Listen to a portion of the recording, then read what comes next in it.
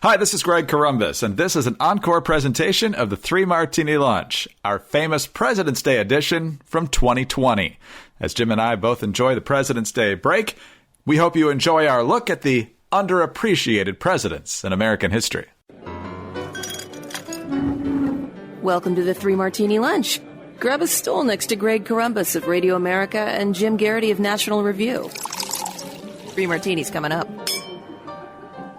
So glad you're with us for the President's Day edition of the Three Martini Lunch. Happy Monday. Hope your week is off to a good start. Jim, we have a special edition of the Three Martini Lunch today because, of course, it is President's Day. When you and I were kids, we basically celebrated Lincoln's birthday and Washington's birthday, and then somewhere along the way, we decided that all the others were somehow worthy of attention, too. Every president gets a trophy today. We still do it in February because, of course, that's the birthdays for Lincoln and Washington, as well as the great Ronald Reagan. And, of course, as I love to point out every year, also William Henry Harrison, who did the least amount of damage, perhaps, of any president since he died so quickly after being sworn in. But today we could talk about the presidents we love so much, the Reagans, the Coolidges, and Washington and Lincoln, of course. But today we're going to look at some other ones that don't get a lot of attention.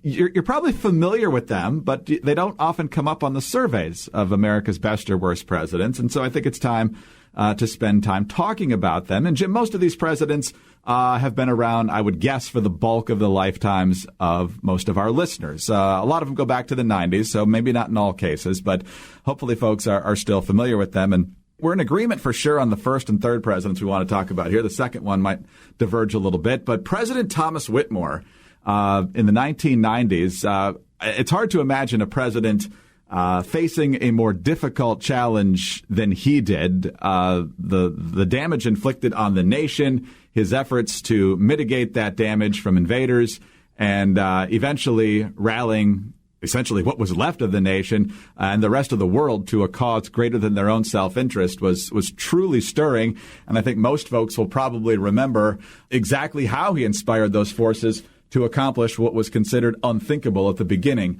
of that critical day in history. And should we win the day, the 4th of July will no longer be known as an American holiday, but as the day when the world declared in one voice, we will not go quietly into the night. We will not vanish without a fight. We're going to live on. We're going to survive. Today, we celebrate our Independence Day.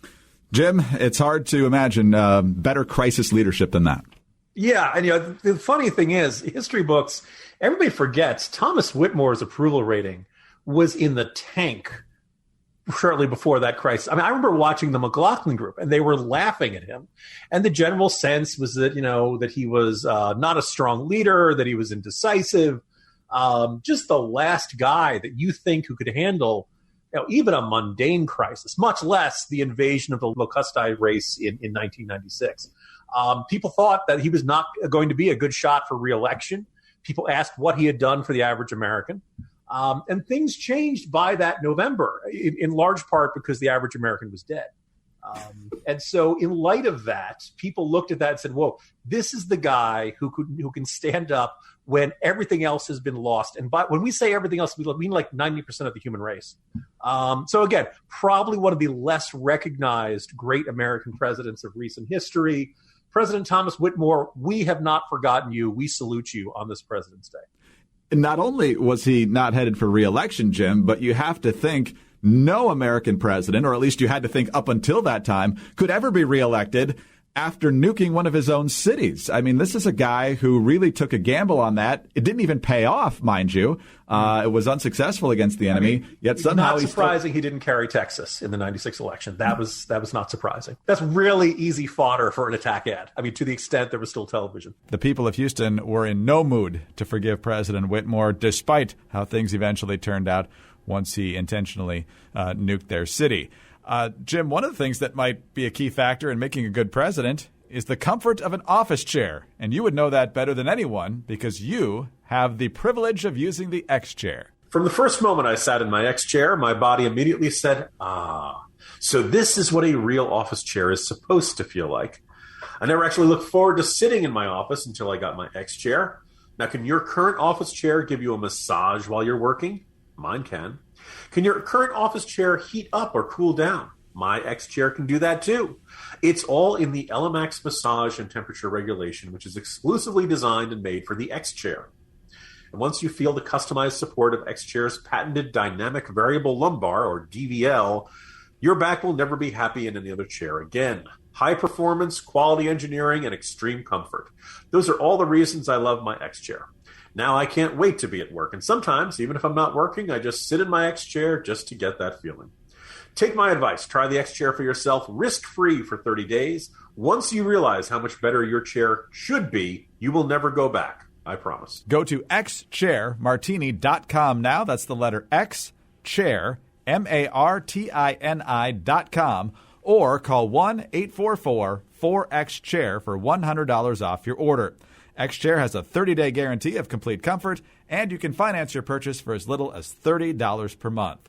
One more time, XChairMartini.com.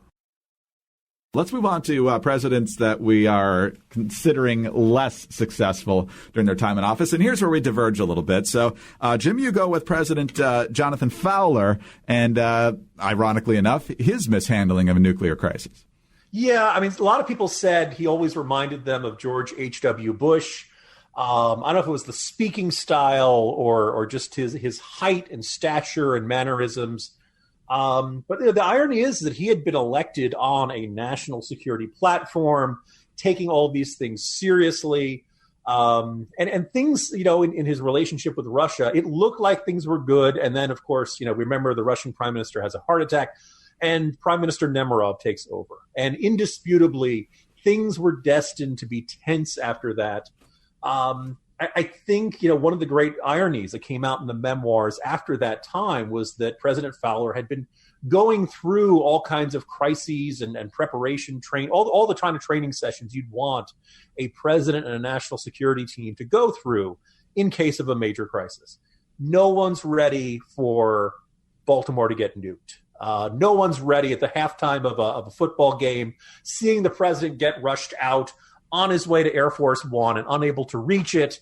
Look, and we all remember those tense hours where things built more and more tense, the belief that the Russians had begun an attack, the subsequent attack on Russian bases, the near sinking of a U.S. aircraft carrier. And look, a lot of people have always said that the original evidence pointed to Palestinians.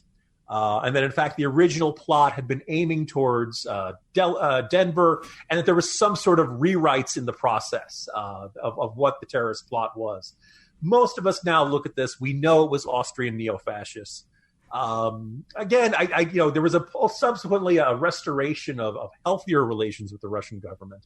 I think it was pretty clear that Fowler was destined to be a one-term president after that. He did not carry Maryland, which was traditionally never going to be an easy state for him. But this turnout was much lower on account of the fact that Baltimore had been nuked. And that generally tends to drive down turnout in election years.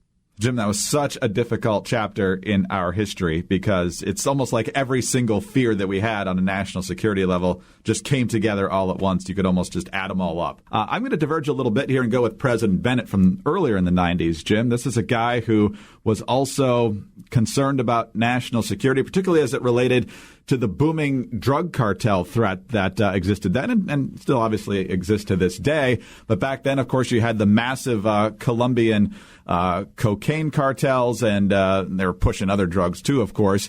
And back then, there were clear leaders of these cartels. They were out in the open. They were braggadocious about their power and their influence and all the money that they were raking in. These guys were basically walking around palatial estates with aluminum baseball bats, just jabbing people in the stomach if they ever dared to cross them. And so when seeing the impact of all of this horrific trafficking into the United States and even elsewhere, President Bennett, he truly saw this as a very clear and present danger. Understandably, launched covert military action to go in there and target those different drug cartels, particularly one that he was most concerned about.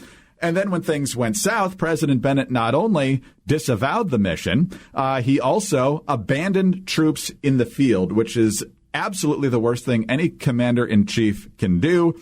You ultimately had to get civilian folks from the CIA down there incognito and under the cloak of secrecy to try and get these guys out of makeshift prisons concocted by the drug cartels. It was absolutely ridiculous. And then the cherry on top of this was that the president refused to take any responsibility for this. And not only was he going to hold the CIA responsible, he was going to sully the reputation of the late, deeply respected CIA director, Jim Greer. And that was the last step. His presidency never recovered from that. Greg, there's an old saying in Washington that personnel is policy. And in the end, a presidency rises or falls based on who that president selects to have around him. If you pick someone, and it's not just the big names, the person who ends up being the deputy director of the Central Intelligence Agency, if that person is not on board with what you're doing, everything can fall apart very quickly. The memoir afterwards claiming that the deputy director walked into the Oval Office and, quote, barked at me like a junkyard dog. Look, that's just not something people are used to seeing in their president. The other thing is also, again, when you think about how Bennett's presidency ended with the deputy director, I think his name was Ryan or something. Jonathan Jack Ryan, yeah. And testifying. People remember, look, if there's anything that recent years have taught us, Greg, it's that when a government official testifies before Congress about the president doing something wrong, well, that's the end of that presidency. Clearly, things just wrap up. That you could pretty much just roll credits because everybody knows how it's going to happen. There's no way the president could just tough it out and go to a bunker and survive, some sort of terrible scandal. It just doesn't happen. It only happens in the movies, Greg. No, that's exactly right. And, this deputy director, you mentioned John Ryan, sometimes goes by Jack. He had almost single-handedly outsmarted Irish Republican Army terrorists not long before that, much to the chagrin of New York Congressman Peter King. And then ultimately... And then ultimately, he was so sick of President Bennett's actions that he moved to Illinois, launched a Senate campaign, and was going to be the Republican nominee against Barack Obama in 2004, but scandal took him out. And so, Jim, there's just never a nice and neat finish to someone's career in public service, it seems. You said people just Google it. It's true. It's all true there. Yeah. Jim, you know what else I think ends up being a pretty critical factor in whether someone is a good president, and that is whether they get a good amount of quality sleep. And there's no better way for current or aspiring presidents to have the best possible odds at a good night's sleep than to take advantage of the great discounts right now at MyPillow.com. They've got a ton of great deals over there, and when you click on the My Listeners page and enter the promo code Martini, there are more than 20 deals for you to choose from. Current offers include My Pillows for as low as $19.98, My Slippers at 50% off, My Pillow towel sets at their lowest price ever, only $39.99. 60% off any Giza Dream Sheets with a price as low as $39.99. And a free copy of Mike Lindell's book when you use our promo code Martini. Now the sheets, they're made with the world's best cotton, grown only in a region between the Sahara Desert, the Mediterranean Sea, and the Nile River. The sheets are ultra soft and breathable and available in a variety of colors and sizes. They're machine washable. They come with a 60-day money-back guarantee and a 1-year limited warranty. You will find all these offers and more at MyPillow.com. So click on the radio listeners square and use the promo code Martini at checkout. Or call 800-874-0104. Right now, every order using the promo code Martini will receive Mike's new book, What Are the Odds? From Crack Addict to CEO, absolutely free. MyPillow.com, promo code Martini, or call 800-874-0104. Don't forget that code Martini for your free book. Jim, let's move on to our final president. And I think most folks would put this one in the bad category. But as you and I talked about this, there's layers of complexity here. And that's a much more recent president. He was president in the middle part of the 2000s, between 2000 and 2010. And that's Charles Logan. He was originally elected vice president. And then with the terrorists taking out Air Force One, he ascends very suddenly to the presidency in the midst of this attack. Ultimately, he's in charge when the terrorist attack is thwarted. Unnamed government sources say that perhaps a former president helped him out, and perhaps other folks inside the government and the counterterrorism unit played key roles there as well. And then, of course, later on, the very president that supposedly helped him, former president, was believed to be he was assassinated. It's believed that President Logan was sadly part of that. So, Jim, it's an ugly legacy, but I know there's more layers to it that is probably part of the full picture of Charles Logan, if we're going to be fair.